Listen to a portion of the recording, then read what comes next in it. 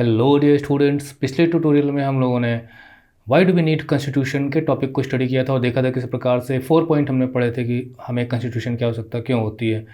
और constitution supreme law of the land होता है जिसमें गवर्नमेंट स्ट्रक्चर की बात की जाती है और फिर सिटीजन राइट्स से वो लिमिट होती है गवर्नमेंट की एक्टिविटीज़।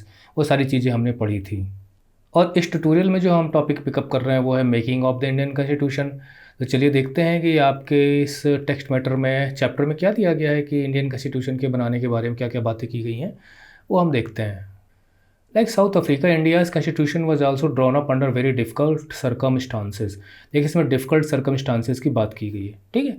और वो डिफिकल्ट सर्कमस्टांसेस क्या, हम आगे देखेंगे कि साउथ अफ्रीका का कॉन्स्टिट्यूशन भी डिफिकल्ट सर्कमस्टांसेस में और हमारा भी डिफिकल्ट सर्कमस्टांसेस में। तो यहाँ तो भाई दो पॉइंट मैच करते हैं दोनों को लेके। The making of the constitution for a huge and diverse country. देखिए एक प्रॉब्लम तो ये है कि भारत एक बड़ा देश है और डाइवर्स कंट्री भी है। डाइवर्स का मतलब different different religion, culture, ethnicity, caste, race के लोग यहाँ रहते हैं। और जहाँ इतनी विभिन्नताएं हो, इतनी डाइवर्सिटी हो, वहाँ पे साथ लेके चलना कितना मुश्किल काम है ना। तो ईजी अफेयर नहीं था। At that time the people of India were emerging from the status of, और एक बात ये थी कि अब हम लोग सब्जेक्ट से सिटीजन बनने जा रहे थे। सिटीजन किसी स्वतंत्र देश के नागरिक होते हैं और हम लोग तो भाई सब्जेक्ट थे। जैसे किंग होता है ना, तो किंग जिनको ऊपर रूल करता है उसके सब्जेक्ट होते हैं। और हमारे ऊपर कौन रूल कर रहा था उस वक्त? जो ब्रिटिश थे वो रूल कर रहे थे, मतलब जो इंग्लैंड का जो राजा रानी जो भी है, क्राउन रूल कर रहा था। तो हम लोग एक प्रकार से उनके सब्जेक्ट थे यानी उनके गुलाम थे। तो हम गुलाम से हटकर, सब्जेक्ट से हटकर हमारा स्टेटस चेंज हो रहा था। हम एक स्वतंत्र देश के नागरिक बनने जा रहे थे। तो उस स्थिति में भी हमारे एस्पिरेशंस, हमारी आकांक्षाएं, कितना एक्सपेक्टेशन होगा ना लोगों का, जो गवर्नमेंट बनेगी, जो कॉन्स्टिट्यूशन बनेगा। तो ये भी थी problem. The country was born through a partition. और सबसे बड़ी बात उस वक्त क्या थी कि हम लोग पार्टीशन के दौर से गुजर रहे थे। जिस इंडिया में आज हम रहते हैं वो इंडिया इतना बड़ा नहीं था, इससे काफ़ी बड़ा था। लेकिन हमारे यहाँ जो रिलीजियस डिफरेंसेस की वजह से पार्टीशन हो गया।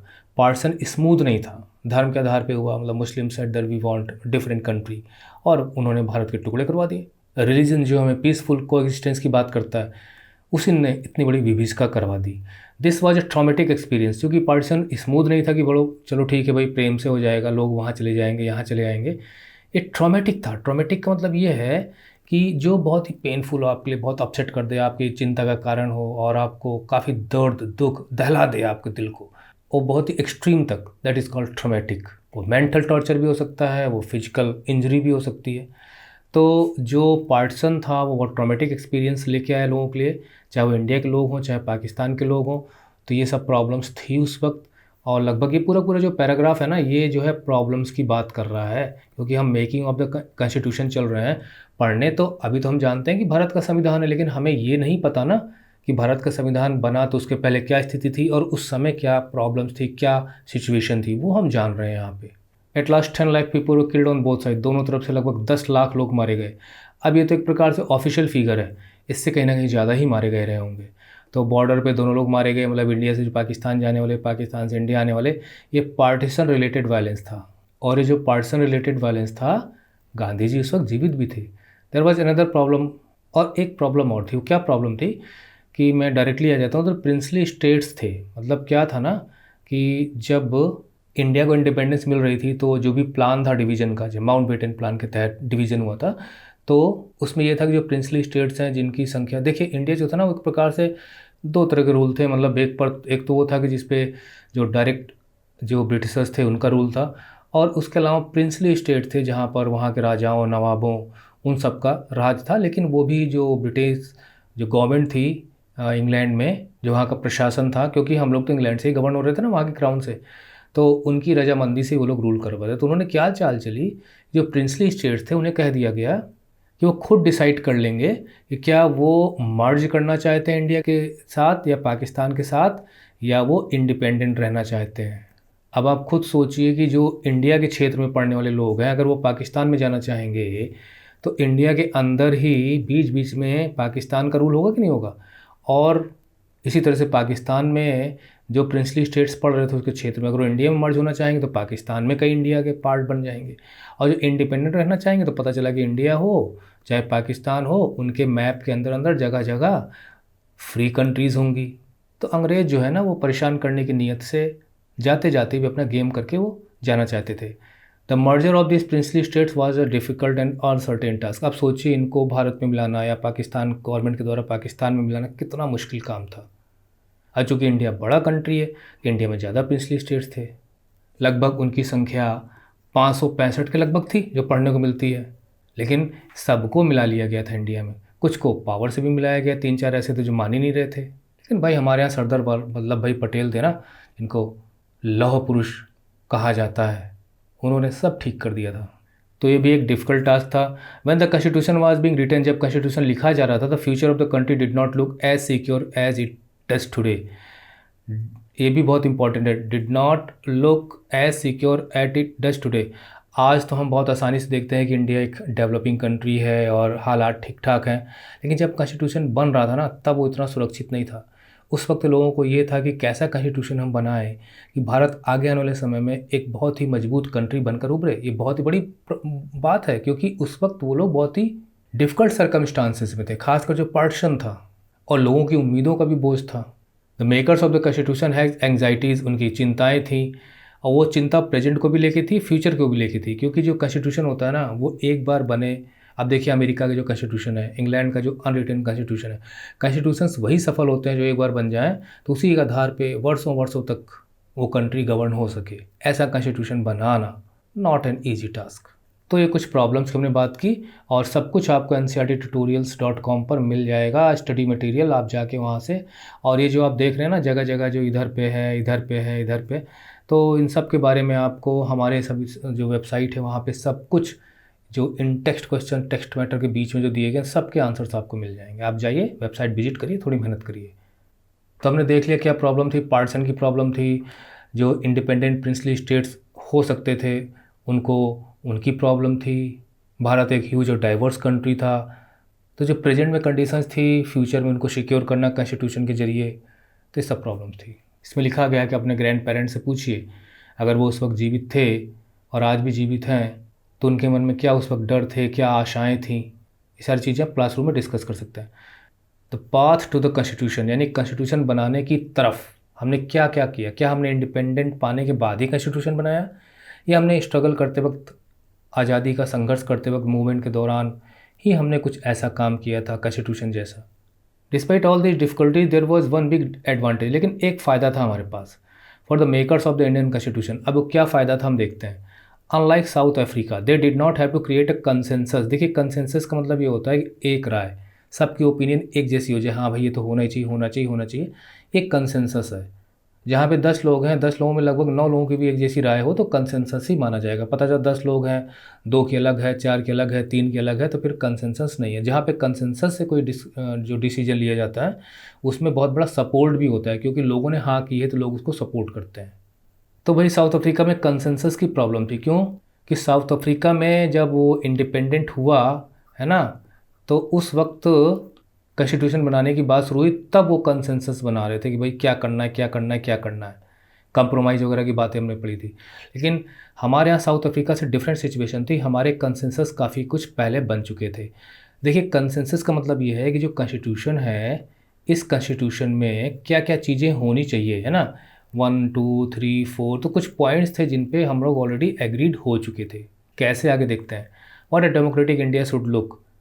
अब भाई भारत को एक डेमोक्रेटिक कंट्री बनाना है ना, इस पर सभी लोग राजी थे। एक पॉइंट तो सबसे बड़ा यही हो गया कि हमारा कॉन्स्टिट्यूशन जो वो डेमोक्रेटिक होगा। तो भारत एक लोकतांत्रिक देश में कैसा दिखना चाहिए, कैसा उसे बनाना है, हमें क्या सपने हैं हमारे। Much of this consensus had evolve during the freedom struggle. तो जब हमारा फ्रीडम स्ट्रगल चल रहा था तो उसी समय हमारे काफ़ी कंसेंसस बन चुके थे। यानी फ्रीडम स्ट्रगल के दौरान ही ऐसी सी बातें उभर कर आती थी जिनका लोग सपोर्ट करते थे कि हाँ ये होना चाहिए, और इंडिया जब आज़ाद हो जाए तो भी होना चाहिए। तो जब आज़ाद हो जाए और बाद में कॉन्स्टिट्यूशन बने तो वो चीज़ें तो पहले से तय है ना, लोग चाहते थे, तो जो पहले से तय है वही कंसेंसस है। और national movement was not medley मतलब सिर्फ a struggle against a foreign. हमारा जो आज़ादी का संघर्ष था वो सिर्फ और सिर्फ फॉरेन रूल के खिलाफ नहीं था। It was also struggle to rejuvenate. Rejuvenate का मतलब होता है टू स्टार्ट अफ्रेश, फिर से नई ताजगी के साथ शुरुआत करना, एक नई जान डाल देना, नई एनर्जी डाल देना। तो it was also struggle to rejuvenate our country and transform मतलब बदलना एक रूप से दूसरे रूप में, और country and society and politics. तो हमारा स्ट्रगल सिर्फ आज़ादी के लिए नहीं था, बल्कि ये था कि हमें अपने देश को एक नए सिरे से नई शुरुआत करनी है और हमारे यहाँ की सोसाइटी को, पॉलिटिक्स को बदलना है आज़ादी मिलने के बाद। इसलिए तो हम संघर्ष कर रहे थे। देयर वर शार्प डिफरेंसेज, और हाँ, ऐसा तो हो नहीं सकता कि डिफरेंसेज ना हो, तो शार्प डिफरेंसेज भी थे लोगों के बीच में। फ्रीडम स्ट्रगल के दौरान अगर ये डिफरेंस ना होते तो पाकिस्तान बनता। There are people who focus insist on religion so much that they forget about the humanity. इंसानियत को भूल जाते हैं वो लोग, और उस स्थिति में रिलीजन एक सोसाइटी को डिवाइड करने वाली बात बन जाती है, जो कि बिल्कुल भी नहीं होना चाहिए अगर हम अपने दिमाग से सोचें तो डिफरेंसेस थे कि भाई जब आज़ाद हो जाएगा, यानी जब इंडिपेंडेंस उसको मिल जाएगी, तो भारत कौन सा रास्ता अपनाए, किस रास्ते पे चलना है। सच डिफरेंसेस एग्जिस्ट इवन टुडे। आज भी वो डिफरेंसेस हैं। जैसे कुछ लोग कहते हैं भाई कॉन्स्टिट्यूशन में ये होना चाहिए था, वो होना चाहिए था। भारत आज एक सेकुलर कंट्री है। अब कुछ लोगों को ये भी मानना है कि भाई जब जब रिलीजन बेस पे डिफरेंस पे बंटवारा हो गया था, जब एक मुस्लिम कंट्री बन गया, तो इंडिया को एक हिंदू कंट्री बना देना चाहिए था। So many people are there. हमारा एक फेडरल स्ट्रक्चर है, लेकिन उस फेडरल स्ट्रक्चर पे भी क्वेश्चन उठते हैं कि केंद्र को ज़्यादा अधिकार मिले हुए हैं। तो डिफरेंसेस तो आज भी हैं, लेकिन फिर भी देखिए हमारा कॉन्स्टिट्यूशन जो बना था वो आज भी काम कर रहा है। Yet some basic ideas had come to be accepted by almost every. लेकिन कुछ इतने डिफरेंसेस होने के बाद कुछ बेसिक आइडियाज़ थे। मतलब कुछ बेसिक आइडियाज़ का मतलब कुछ ऐसी मूल बातें थीं जिन पर लोग चाहते थे कि नहीं, ये होना चाहिए, और ये सबके द्वारा एक्सेप्ट भी की गई थी। एज़ फार बैक एज 1928, देखिए 1928 की डेट यहाँ दी गई है। मोतीलाल नेहरू का भी नाम यहाँ दिया गया है। Motilal Nehru and 8 other congressman जो लीडर्स थे, उन्होंने कॉन्स्टिट्यूशन बनाया था 1928 में। देखिए इसकी एक वजह थी। दरअसल क्या हुआ कि ना, जो इंग्लैंड वाले थे ना, वो ये कहते थे कि इंडिया वाले अपने आप को गवर्न कर नहीं सकते, कोई कॉन्स्टिट्यूशन बना नहीं सकते। जैसे मैं आपको एक स्टेटमेंट दिखा रहा हूँ यहाँ पे, जो 1925 में जो उस वक्त सेक्रेटरी ऑफ स्टेट थे 1925 में, लॉर्ड बकेनहेड, तो उन्होंने वहाँ पे पार्लियामेंट में कहा था कि भारत को ऐसा संविधान ड्रॉ करके दिखाए जिसमें सबकी एक राय हो, मतलब ज़्यादा से ज़्यादा कंसेंसस। उनका कहने का मतलब ये था कि इंडिया इतना डिवाइडेड है कि वो कोई एक कॉन्स्टिट्यूशन नहीं बना सकता जिसमें सब लोग सिग्नेचर करने के लिए राज़ी हों। इसी प्रकार से साइमन कमीशन था, जब वो इंडिया में आया तो 1928 में जब वो पहुंचा इंडिया में, तो यहाँ पर काफ़ी विरोध हुआ। तो उस वक्त भी साइमन कमीशन के समय भी ये कहा गया कि भारत प्रूव करके दिखाए कि हाँ वो एक संविधान बना सकता है, यानी cannot govern themselves through a constitution.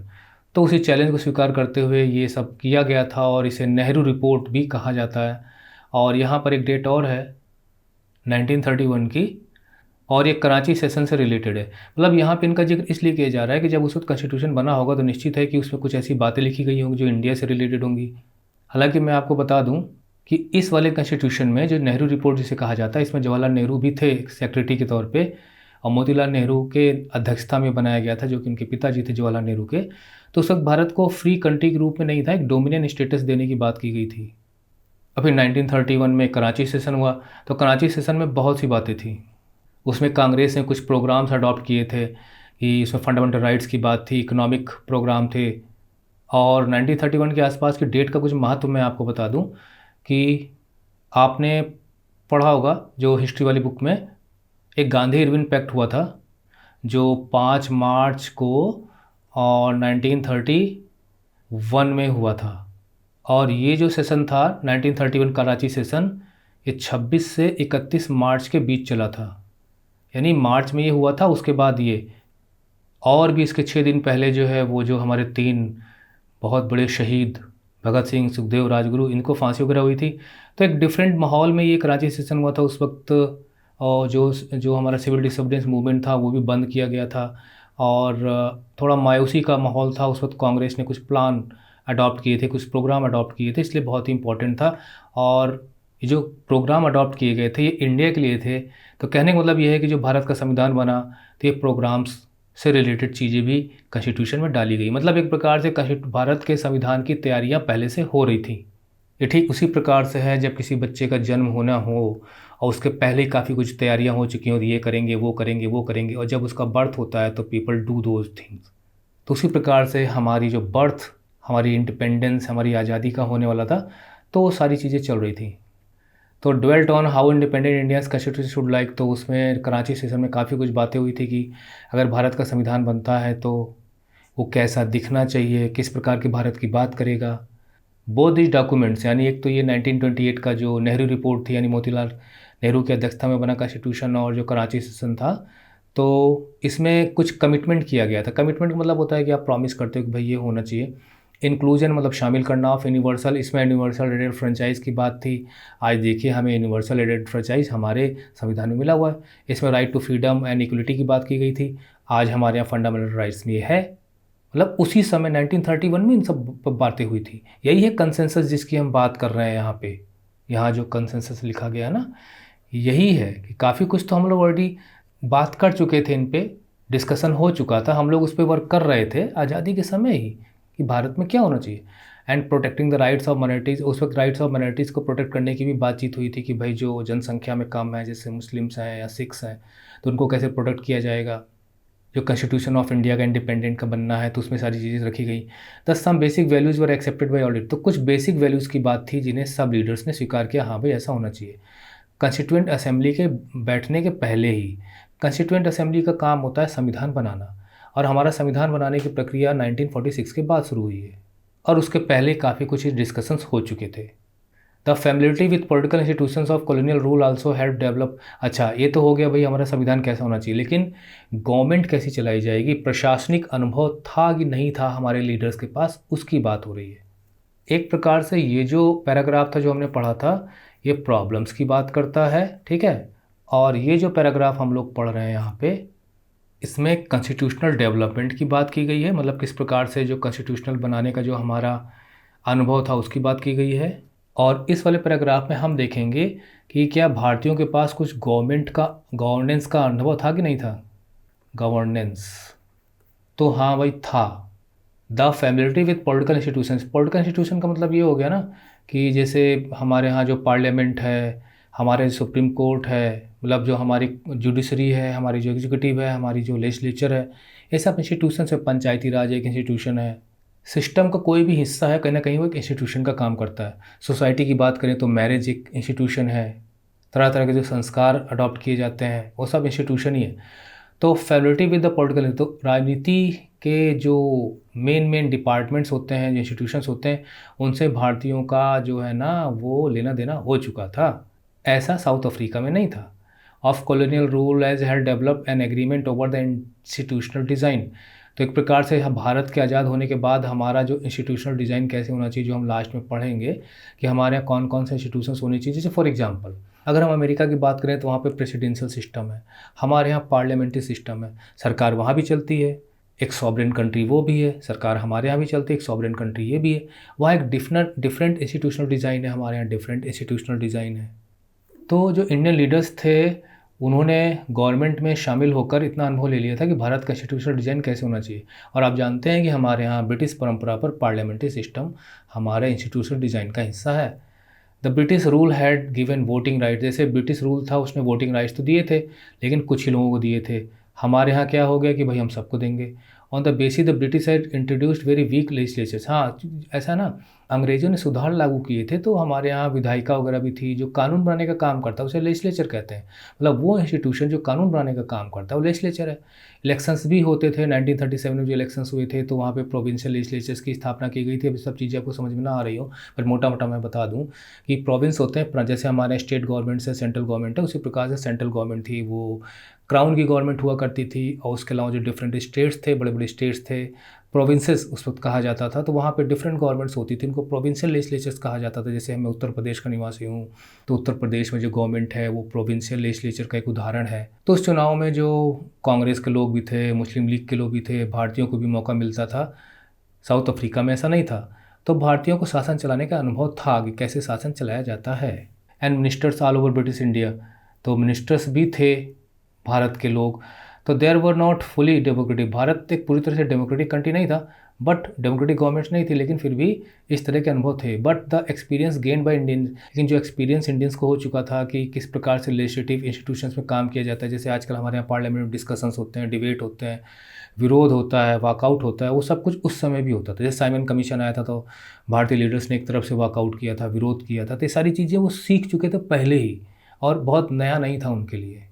इसी एडवांटेज की बात कही जा रही है यहाँ पे, जो लिखा है ना, ये एडवांटेज की बात है, ये यही एडवांटेज की बात है। साउथ अफ्रीका की तुलना में हमें क्या फ़ायदा था? यही फ़ायदा था कि हमारे कंसेंसस बन चुके थे, हमें गवर्नमेंट चलाने का अनुभव था, तो ये बहुत काम आया। Very useful, it proved very useful for it the country in setting up its own institution. जब हमारे यहाँ खुद के इंस्टीट्यूशन बनाने की बात आई तो ये बहुत काम आया।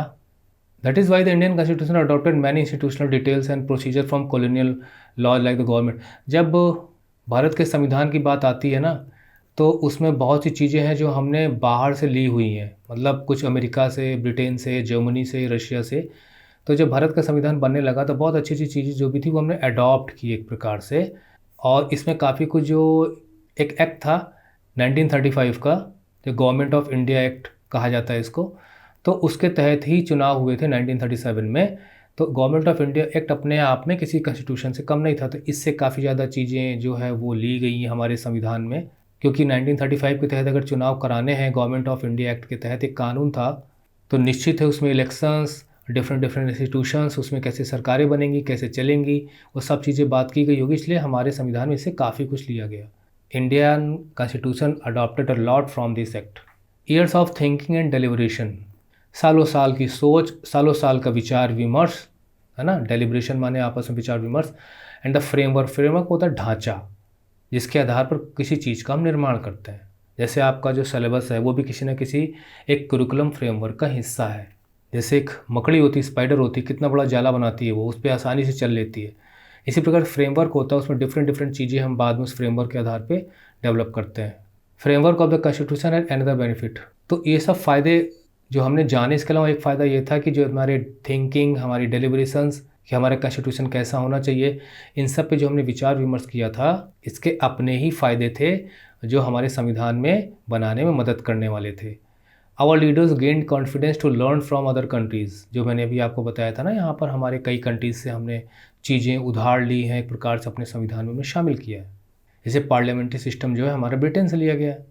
Our leaders gained a confidence to learn from other countries but on our own term, लेकिन हाँ, हमने अपने शर्तों पर चीज़ों को लागू किया। हमने ये नहीं कि वैसा का वैसे ही बिठा दिया, भारत में कैसे फिट होगी वो चीज़, वो हमने देखा। Many of our leaders were inspired by the ideals of the French revolution. अब देखिए हमारे यहाँ कई लीडर्स जो हैं वो फ्रेंच रेवोल्यूशन से प्रभावित थे, तो और पार्लियामेंट्री डेमोक्रेसी से प्रभावित थे जो ब्रिटेन में चल रही थी। यूनाइटेड स्टेट्स के बिल ऑफ राइट्स से प्रभावित थे ना, किस प्रकार से जब वहाँ पे संविधान बना था तो वहाँ पे जो लोगों को अधिकार दिए गए थे बिल ऑफ राइट्स हैं। तो सोशलिस्ट रिवोल्यूशन रशिया में उस वक्त जो है सामाजिक क्रांति हुई थी ना, जो कम्युनिज्म आपने पढ़ा होगा क्लास 9 में, तो वो सब चीज़ें हमारी समकालीन थी और हमने देखा था, तो उन सब का भी असर तो होने वाला था, क्योंकि नेहरू खुद सोशलिज़्म से बहुत प्रभावित थे। हालांकि रशिया का सोशलिज़्म इंडिया में लागू नहीं किया जा सकता था, इंडिया में उसको फिट करना था इंडियन कॉन्टेक्स्ट के अनुसार, तो सारी चीज़ें हुई। And inspired many Indians to think shaping a system based on social and economic equality. तो हमारे यहाँ सोशल और इकोनॉमिक इक्वलिटी की बातें होती थी कि भाई समानता होनी चाहिए, हमारे यहाँ आर्थिक समानता होनी चाहिए, गरीबी अमीरी नहीं होनी चाहिए, समाज में सबको बिना कास्ट के भेदभाव के रहने का हक होना चाहिए। Yet they were not simply imitating, imitate मतलब होता है नकल करना, कि भाई जैसा है वैसा वैसे उठा कर रख दो। तो हम लोग ये जो पैराग्राफ है पूरा हम पढ़ रहे हैं, ये इसी पे आधारित है कि how we were inspired by the constitutions and political activities, social activities of other countries. जैसे फ्रेंच रेवोल्यूशन की बात हुई, पार्लियामेंट्री डेमोक्रेसी की बात हुई, बिल ऑफ राइट्स की बात हुई, सोशलिज्म जो रशिया में था, एक क्रांति हुई थी, उसकी बात हुई। अब जैसे सोशलिज्म का ये था कि भाई इकोनॉमिक और सोशल इक्वलिटी होनी चाहिए, तो सारी चीज़ें थी। तो हम लोग उनकी नकल नहीं कर रहे थे, बल्कि हम इंडिया में कैसे लागू कर सकते हैं उसकी बात हो रही थी। At each step they were questioning whether these things suited our country, और हर बार एक क्वेश्चन पे बहस होती थी, बातचीत होती थी कि क्या ये हमारे कंट्री के लिए सूटेबल है कि नहीं है, क्या हम अपने कंट्री में इसको लगाकर भारत की बेहतरी की बात कर सकते हैं कि नहीं कर सकते। All this factors contributed to making of country, तो ये सारी चीज़ें जो हैं वो भारत के संविधान को बनाने में काम आई। तो हमने देखा किस प्रकार से प्रॉब्लम इंडिया को फेस करनी पड़ी थी, उस स्थिति में संविधान बनाना था। इसके अलावा हमारे एक ब्रॉडर कंसेंसस ऑलरेडी बन चुके थे फ्रीडम स्ट्रगल के दौरान ही। हमने 1928 के कॉन्स्टिट्यूशन की बात की, हमने कराची सेशन और 1931 कराची सेशन की बातचीत की। हमने ये भी देखा किस प्रकार से पॉलिटिकल इंस्टीट्यूशंस में भारत के लीडर्स मंत्री बनकर काम कर चुके थे, उन्हें मालूम था इंस्टीट्यूशंस कैसे काम करते हैं, तो भारत में कौन से इंस्टीट्यूशन सफल होंगे, पार्लियामेंट्री डेमोक्रेसी सफल हो सकती है कि नहीं हो सकती है, इस प्रकार से। इसके अलावा हमने भी देखा कि how we were inspired, our leaders were inspired by the French revolution, the bill of rights of the US, the socialist revolution in Russia, लेकिन they were not imitating but they were trying to discuss, deliberate on whether they suited our country or not.